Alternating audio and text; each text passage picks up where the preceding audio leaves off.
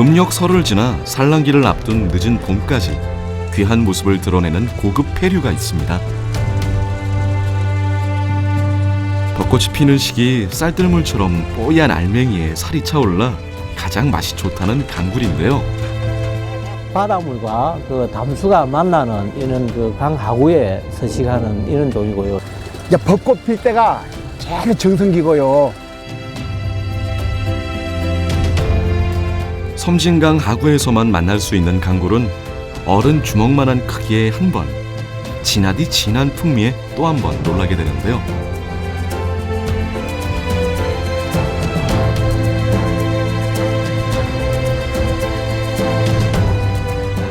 섬진강의 보물로 통하는 강굴을 소개합니다.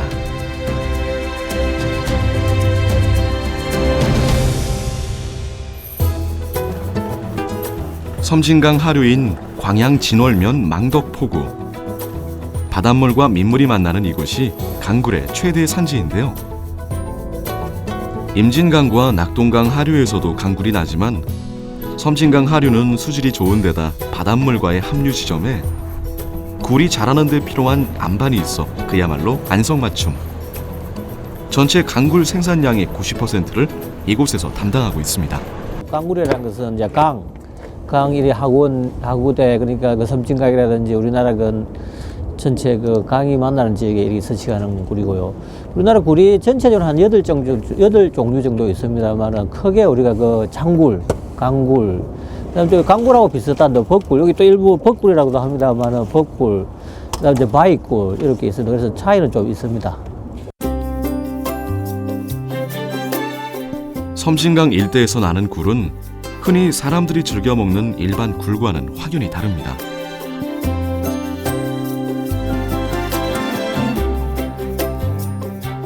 벚꽃이 필 무렵 알이 차고 맛이 좋아 제 이름인 강굴보다 벚굴이라는 별칭으로 더 많이 불리는데요.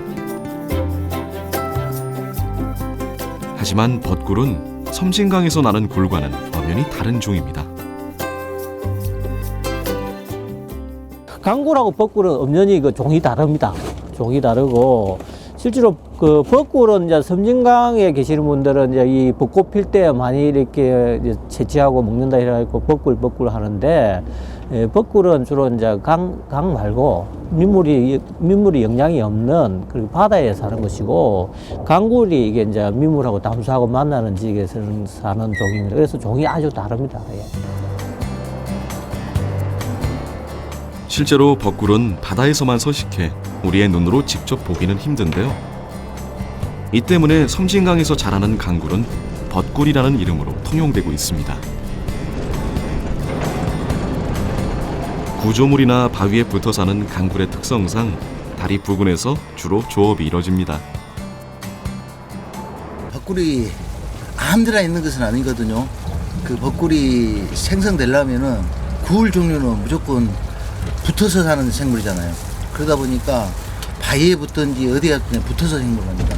그러면은 바위 같은 데 이렇게 지형이 이렇게 붙을 만한 조건이 되는 데지, 막 모래등 같은 데 있는 데는 안 붙어요. 강굴은 일반 어패류와 달리 채취 방법이 꽤 까다로운데요. 일명 머굴이라 불리는 잠수부가 물속으로 들어간 다음 앞이 보이지 않는 바닥을 손으로 더듬어가며 강굴을 캐냅니다. 키조개를 채취하는 방식과 비슷한데요. 강의 특성상 시야가 확보되지 않아 그 작업이 만만치 않습니다. 시계는 아직 안 나와요.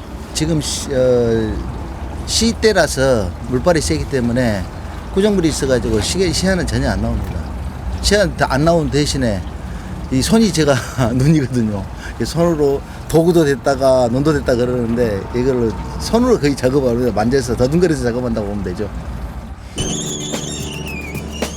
25년 경력의 베테랑 잠수부 정종교 씨가 물에 들어간 지 1시간여. 망색이 가득 강굴을 올려보냅니다. 깊이 4m 내외의 섬진강에 잠수해 강바닥 바위에 달라붙어 있는 굴을 캐내는 고된 작업이지만 물속에서 벚꽃처럼 보이는 강굴을 만날 수 있기에 매일같이 섬진강을 찾는다는데요.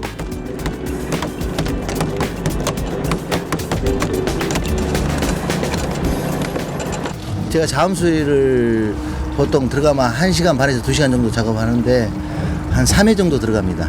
오전에 한 번, 오후에 2번 해서 3회 정도 작업합니다. 보통 50kg 망이라 한 50개에서 70개 사이 정도 나옵니다. 망태기가 올라오기 무섭게 배 위에서는 강불에 붙은 따개비와 돌멩이를 제거하고 크기별로 선별 작업을 합니다. 얼마 전까지만 해도 지역 사람들만 아름아름 먹었던 강굴. 환경 변화로 인해 해가 갈수록 강굴의 양은 점점 줄어들고 있는데요. 그때는 양이 겁나 많았어요. 갈수록 없고 힘들어. 그때는 몇 채가 됐죠? 한 8척. 지금 한 10대 정도 되면 10대.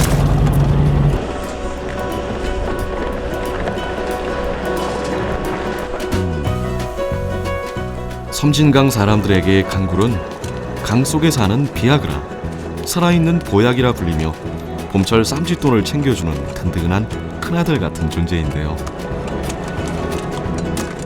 바닷물과 민물이 섞여 염분이 적고 수질이 깨끗한 강의 하구에서 자라는 강굴은 우리나라와 중국, 일본 등지에서 서식하고 있습니다.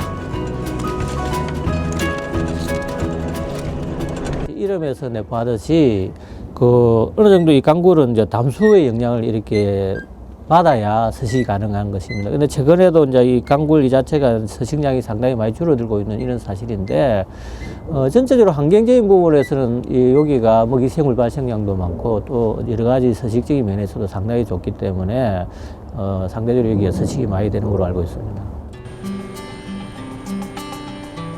수질이 깨끗한 민물과 바닷물이 만나는 지점에서 자라는 강굴의 특성상 섬진강 하류 지역은 강굴 서식지로는 최적의 장소인데요.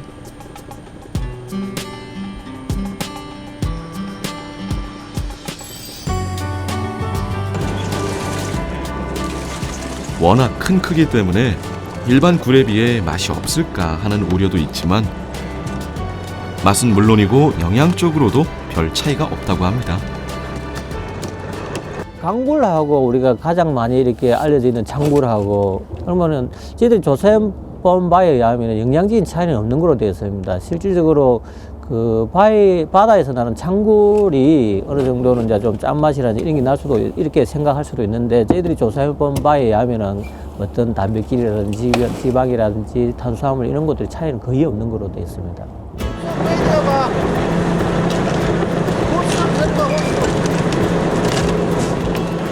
생명줄인 호스에 문제가 생겨 정준규 씨가 물 위로 올라왔습니다. 배 위에 선장과 잠수부가 한 줄을 이뤄 강굴 작업을 하는 만큼 둘의 호흡이 아주 중요한데요. 생명을 담보로 하기 때문에 긴장의 끈을 놓을 수 없고 물속 곳곳에는 늘 위험이 도사리고 있습니다. 물발이 세거나 이럴 때는 파일 같은데 이렇게 브라켓가 이렇게 많이 튀어나와 있거든, 철근 같은 게. 그런데 이게 꼬여가지고 호수가 이제 꼬일 경우가 많이 있거든요. 그럴 때 내가 밑에 작업할 때 이렇게 호수가 꼬여갖고 물살에서 떠내려 가버리면은 이게 이제 호수가, 왜 물 호수 같은 것도 이렇게 꼬아놓으면 물 안 나오잖아요. 그것까지 제약가 잘 나온 경우가 있습니다. 우리가 먹는 강굴은 보통 2년에서 3년 정도 자란 것들인데요. 예년에 비해 양은 줄어들고 수확 시기는 빨라지면서 큼직한 강굴은 쉬이 보기 어려워졌습니다. 여기서 한 2년째, 3년째 새로 이제 이렇게 자라고 있습니다. 섬진강댐 공사 이후로 민물의 유입은 줄어들고 바닷물이 상류로 흘러들고 있는데요. 이로 인해 섬진강 생태계에 변화가 생겨 강굴의 수확량은 해마다 줄어들고 있습니다. 그러니까 민물이 많이 늘어가지고 폐사돼 버리지. 여기서 나오는 작업장은 자꾸 이렇게 바닷물은 유입량이 많다 보니까 쭉 이렇게 갈수록 자원이 자꾸씩 고갈되는데, 이거 그래도 아직까지는 섬진강은 살아있는 일급수물이라 그러잖아요, 강이. 그래서 우리 후손들까지는 이런 맛있는 벚꿀을 맛볼 수 있도록 이렇게 자꾸 이 환경을 지키고 갖고 와야 되는데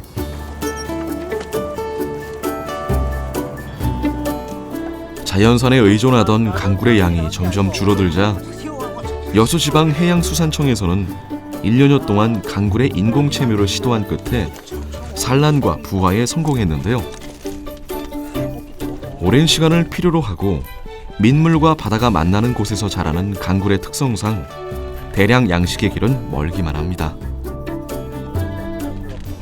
요거 지금 종표를 카와가지고 쭈가지고 지금 한 거거든요. 쭈가지고. 근데 이게 1년 키운 거예요. 1년. 1년. 딱 1년. 섬진강에서 자라는 강굴은 질병에 강한 데다 환경을 정화하고 생존 능력도 탁월하다는 사실이 연구를 통해 입증됐는데요. 바다 생태계를 복원하고 점점 줄어드는 강굴을 보존하기 위해 체계적인 연구가 필요한 시점입니다.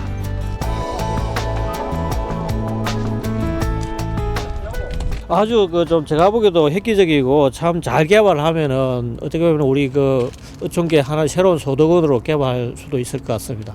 실질적으로 좀 더 체계적으로 우리가 이렇게 이 섬진강 강굴을 이렇게 대량 생산할 수 있는 이런 하나의 방도를 찾을 수 있는 어떤 좋은 그런 아이디어 같습니다. 제가 보기에는. 예. 통통하게 살이 오는 강굴을 제대로 먹기 위해서는 뽀얀 국물을 먼저 맛봐야 하는데요. 굴 알맹이보다 국물의 맛을 더 높이 치는 사람들도 있을 정도죠.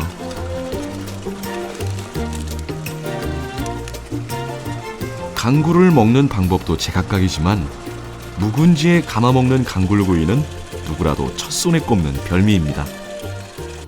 이 강굴은 이제 구워서도 먹고 또 전도 부쳐 먹고 죽도 써 먹는데 하여튼 불에다가 이 갖고 먹으면은 김치 넣고 먹는 게 제일 맛있게 먹죠. 요건 들으네. 좋다. 너무 좋다. 맛있겠다. 큼직한 크기 때문에 구워 먹기 좋은 강굴. 특히 굴을 구워 먹으면 혈당을 낮춰주는 성분인 글리코겐의 흡수력이 좋아져 영양은 더욱 풍부해지는데요. 살이 연해 살짝만 구워도 그 맛이 일품입니다. 아주 맛있어요. 담백하고 살이 올라서 지금은 짠맛도 없네요. 네, 살이 좀 없을 때 초에는 이제 살이 꽉 안 차잖아요. 그러니까 좀 짠맛이 더 강했거든요. 근데 살이 꽉 차니까 짠맛도 없고 맛있네요. 큰 껍데기 가득 고인 국물과 함께 먹으면 감탄사가 절로 나오는데요. 큰 크기에 걸맞게 육즙이 가득한 강굴은 한 입에 다 먹어야 제맛이라고 합니다.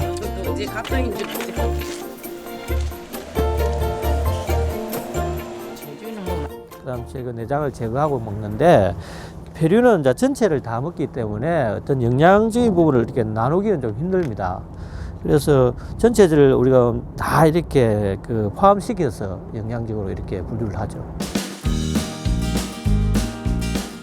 강굴은 크기가 워낙 큰 탓에 하나만 잘 다져서 죽을 만들면 그 양도 많은 데다 고소하고 담백한 맛은 전복죽보다 한 수 위입니다.